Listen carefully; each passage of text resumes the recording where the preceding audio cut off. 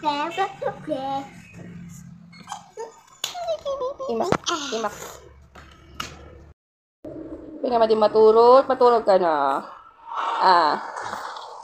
Turugan. Turugan.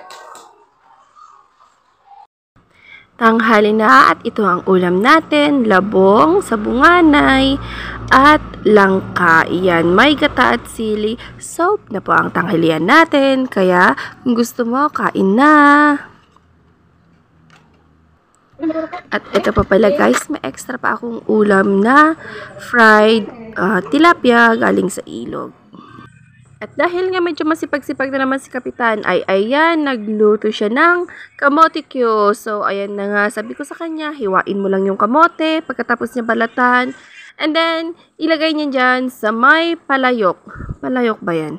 Oo, dyan sa paryok na yan. Kaya nilagyan niya ng asukal at pagkatapos ay nilagay na naman yung second batch. So, ayan, dahil nga daw okay yung niluto niya ay nagluto siya ulit. At ngayon naman, after niya magluto ng kamote Q ay gagawa naman kami ng tambong-tambong. Hindi ko alam kung anong tawag niyo sa Tagalog, pero sa Bisaya yata ang tawag nila is binignit. Correct me if I'm wrong, pero hindi ko din talaga alam. Pero ito nga, tambong-tambong, ayan. As you can see, pinakihiwalay-hiwalay ko yan kasi hindi nila nailagay doon sa may powder na extra na glutinous rice.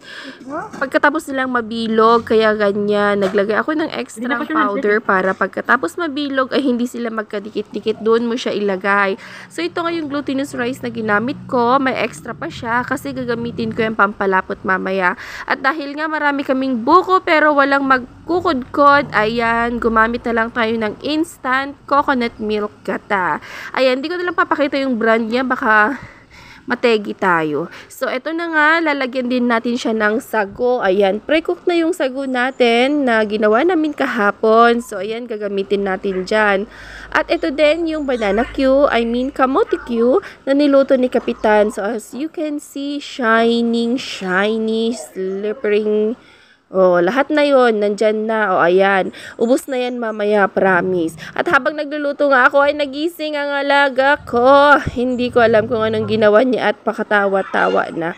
So, ayan na yung binignit, yung tambong-tambong ni Kapitan. Luto na siya, guys. Ang dami niyan. Isang kaldero. Kaya kung gusto mo, punta ka lang dito sa bahay namin at para makatikim ka din ng tambong-tambong ni Kapitan. Ayan, may saging, may kamote, may sago. 2 lata ng gata yung nilagay ko, may konting asin, asukal, at yun lang guys.